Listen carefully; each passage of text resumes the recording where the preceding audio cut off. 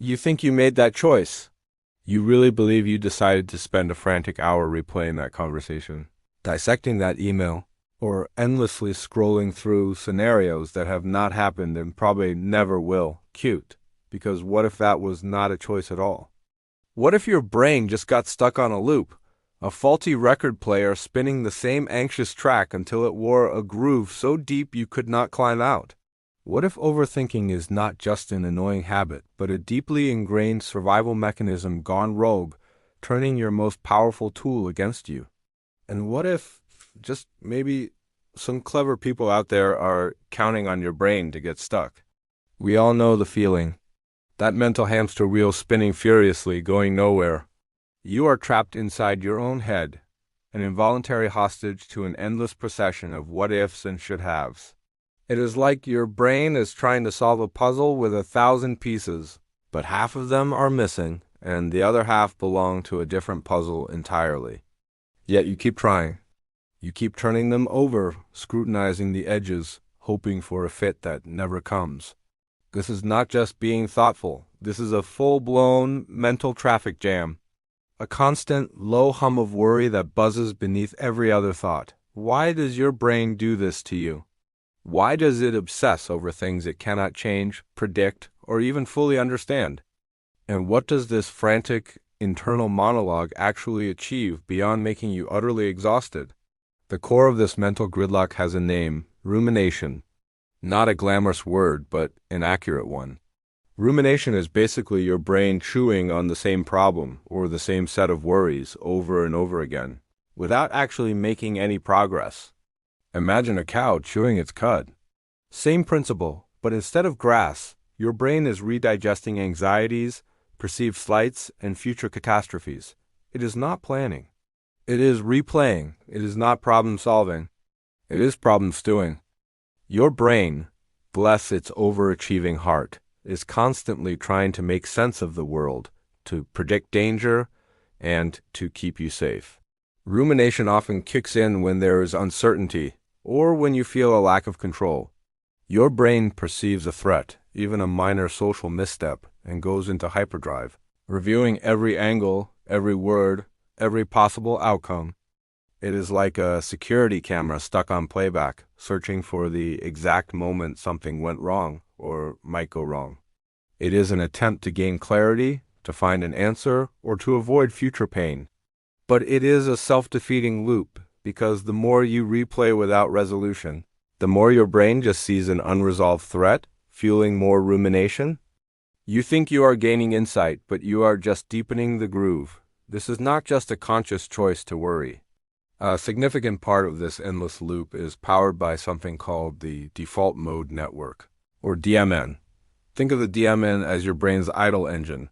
When you are not actively focused on a task, during a quiet moment, a shower, a walk, your DMN kicks in.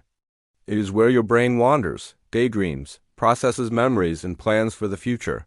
It is vital for creativity, self-reflection, and even empathy. But for the overthinker, the DMN often goes into overdrive, becoming less a thoughtful wanderer and more a frantic investigator.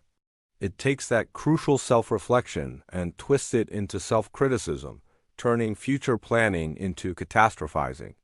Your brain, left to its own devices, starts looking for problems that are not even there or exaggerating the ones that are.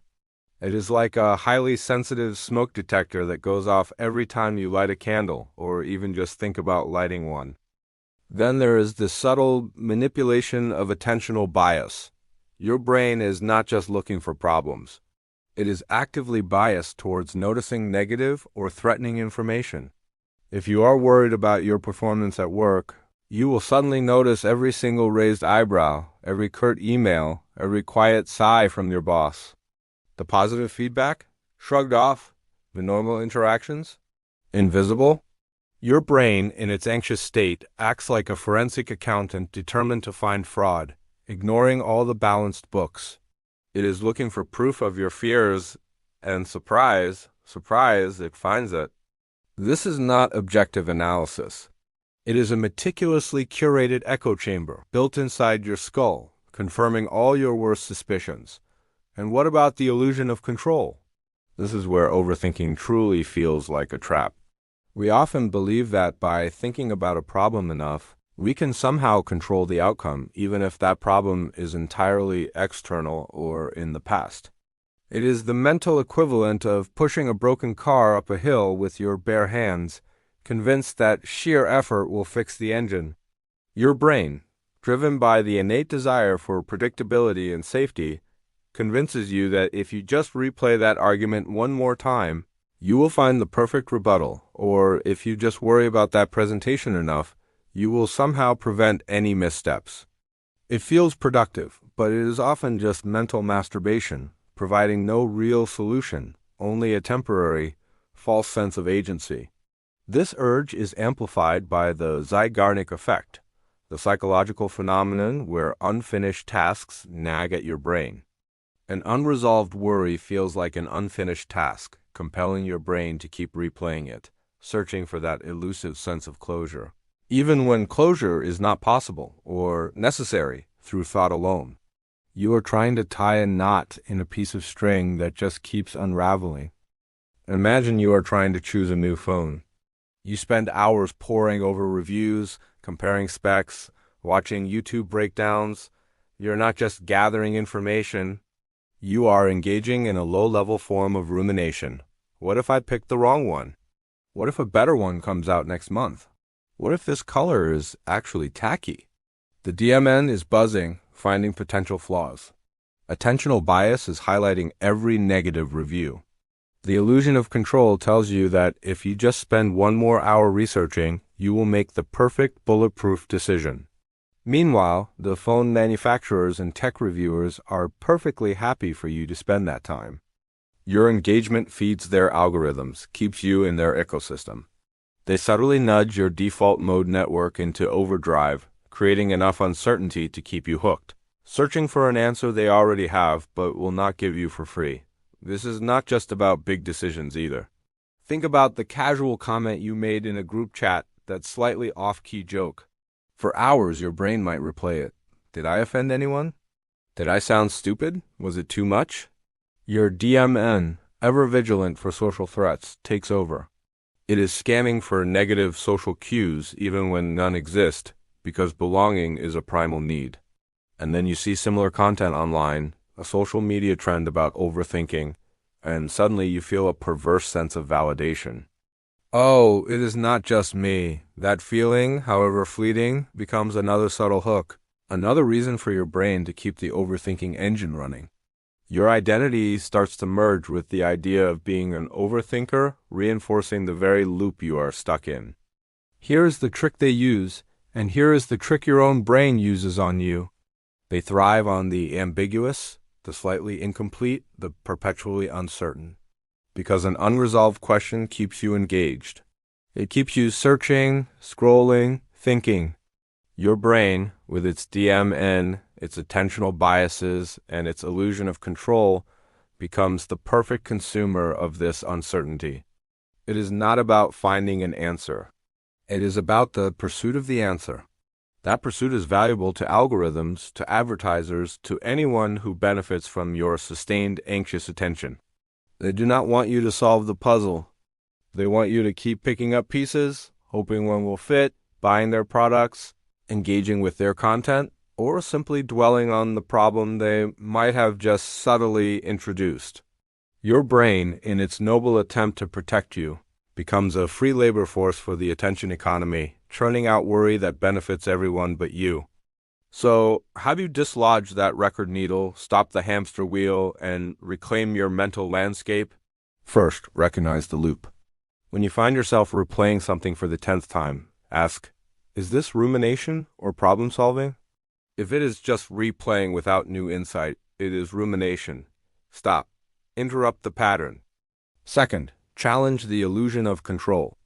Ask, can I actually do anything about this right now through thought alone? If not, acknowledge the thought, then gently redirect your attention to something you can control or influence. Action, however small, is the antidote to endless thought. Third, question your bias. When your brain screams danger, ask, Am I actively seeking evidence for my fears, or am I looking at the full picture? Deliberately seek out contradictory evidence. What went well? What did I miss? Fourth, count the frictions. Pay attention to how often you are being presented with ambiguity designed to keep you thinking. Is this app, this article, this person actually helping me find a solution, or just keeping me spinning? And finally, consider what you are trying to finish. Is this an actual task with an endpoint, or is it an emotional state your brain is trying to intellectualize away? Some things do not need to be solved. They need to be felt and moved through. Your brain is not a perfect problem solver. Sometimes it just needs to be a silent observer. The constant hum of overthinking is not just background noise. It is a powerful, self-perpetuating system that can drain your energy and hijack your focus. Understanding its mechanisms is not about blaming yourself, but about taking back the controls. Because when your brain gets stuck on a loop, it is not just a personal inconvenience. It is an open invitation for others to step in and program your internal experience. But what if the very things we think we know about ourselves are just carefully constructed illusions, designed to keep us content in a system we barely understand?